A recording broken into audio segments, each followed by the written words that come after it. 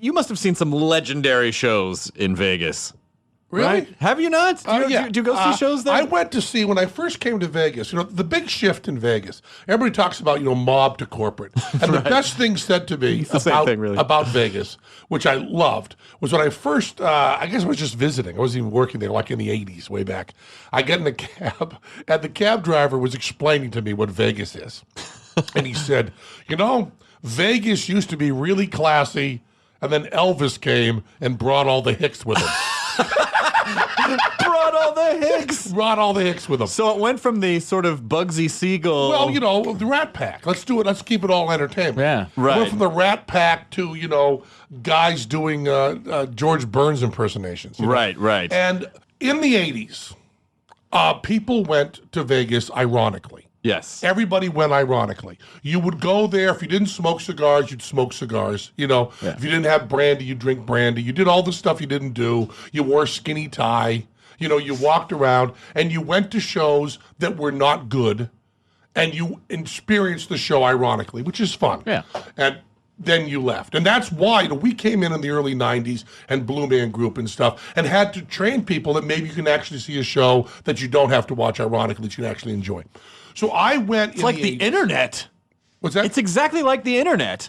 People watch a lot of stuff ironically, and you train people to actually see good things in Vegas. Yeah, so it's possible. You have to do that. So I went. It was in the 80s, and I guess I was on Broadway, and I went out to Vegas with some goofball friends of mine. Had a couple days off. Went to Vegas. And we wanted to go to the Grand Canyon and do that kind of stuff. And I'm fully.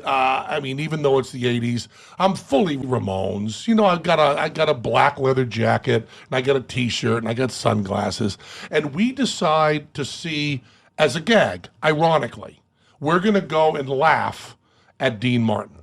Okay. So 1989, 88, me and a couple of my douchebag friends are going to go see Dean Martin. And we got, because at that point I'm on Broadway. So, we have a VIP booth, right? Okay. And I'm there with, whatever it was, William Morris, ICM or something.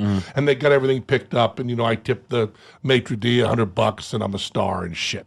And we sit in the banquette. And our plan is not to do anything rude. I want to make that very clear. Never to heckle, never to scoff, never to do anything. But in my heart, which we know because we talked about it beforehand, no one in the audience knows. We keep that secret. But we are intending to witness Dean Martin ironically. Sure. We intend to kind of go, Rat Pack, right? Now it's in the 80s. This will be great.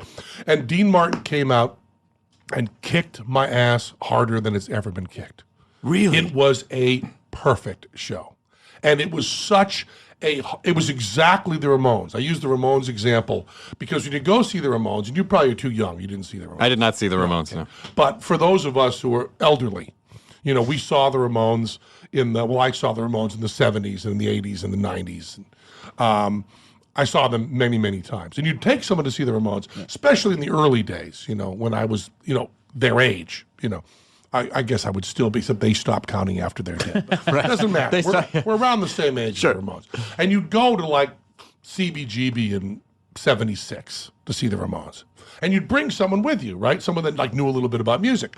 And 4 songs in, the person would either say out loud or say to himself or herself, they're not really going to do another song at that tempo in G without a guitar solo with the same lyrics we don't quite understand. And you'd kind of go, yeah, they are. And then they would do 4 more of those, and it would hit 35 minutes of, what do they learn? And the same chords. And just, what do they learn? And at 10 minutes, 15 minutes, it was completely and utterly indecipherable as art. It was an insane experience. What am I doing here? It's not the angst of the Sex Pistols. There's not this kind of poetry. It's not, the genius of the Clash, the wittiness of Elvis Costello. These are stupid guys doing stupid things, right? And which incidentally, Jersey Boys is such a huge success. I've often thought if you wanted to do a musical about people stupider than the Four Seasons, you have to go to the Ramones. And that's the only way you can dumb it down more. So you say, which they weren't actually stupid, but the show was stupid. Right? Okay. And then at about 35 minutes, everybody understood it. And then you were like, of course they're going to do another song at that tempo in G. Of course it's going to be indecipherable. And this is the greatest thing I've ever seen. There was a purity to it that won. You know, if you're a half-assed artist, then what you want to do is do a lot of variation. Let's do a slow number. Let's do an acoustic number. Let's change guitars 20 times. Let's be edge. In every single guitar solo, we'll have a different guitar. Okay. It'll be plugged into a different. No. The Ramones just one other more over and over again. And Dean Martin was precisely that. You would say to yourself, he's not really going to be that relaxed, that comfortable, and do half a song and then just trail off for no reason. He can't really seem like a pleasant uncle with us in his living room and just loving him for this long. He's got to change it up, and it was exactly the Ramones. Because in 15 minutes you just go, he's not going to go, everybody, screw it. He's not going to do that again. He can't do that again, and he does it 15 more times. And I want to tell you, and we were just destroyed. And I'm looking over at these guys with me who are there to be there ironically, and I see them just, and if you've ever done that, if you've ever gone to a show in order to ridicule someone in your heart, and then they do the best show you've ever seen, it's a very, very special experience. It's not something you get. It's not like, someone you thought was an idiot and then you end up really liking them over lunch. It's much more powerful than that. Because it widens your scope. It widens your understanding. You're a different person. Yes. You become a different person, and you just kind of go, oh, so Tony Orlando and Dawn can be good. Okay, that's a bad example. But you know what I'm saying. It just blows us up. And I'm going to do some timing that Dean Martin did. Okay. And this is, as far as I remember, without exaggeration, this is the actual timing Dean Martin did. The actual timing. Now, at the time, Shirley MacLaine was talking a lot about spiritualism and stuff like that. And, of course, Dean Martin had been in some movies with Shirley MacLaine, Warren Beatty's brother, part of the whole Hollywood thing. Now, this is the timing that Dean Martin does on what, in his show, passes for a joke. You could never get away with it. No one else in the world can. But he brought down the house with this. He went, I know Shirley MacLaine. I know her personally. She's a